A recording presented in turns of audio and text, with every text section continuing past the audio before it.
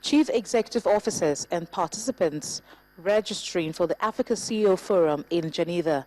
The CEO of the forum, Mr. Amir Ben Yahmed, tells us why the theme, Africa's New Economic Environment, was chosen. It's been its third edition.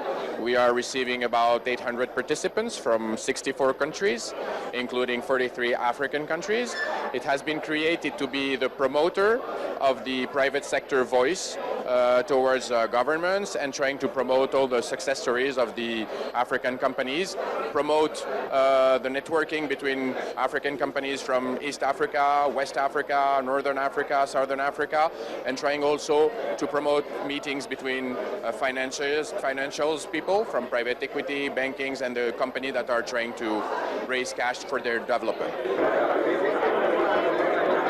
Taking a cue from the last edition, Mr. Yahmed noticed that the event records increased participation each year. We have about 15% increase in attendance each year. We keep the same quality. It's reserved for CEOs.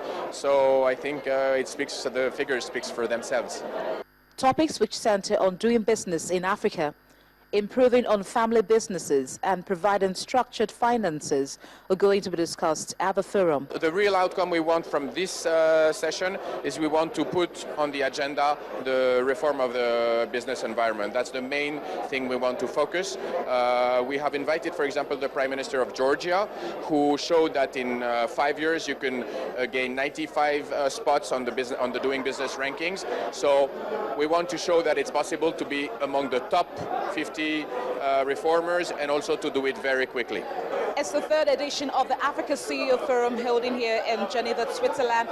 As you can see behind me, it's a flurry of activities. CEOs from various countries, from many companies are represented here discussing business strategies and how to move their various economies forward. They look forward to having fruitful deliberations as the meeting gets underway. From Geneva, Bolaji Akinwale for Channels Television News.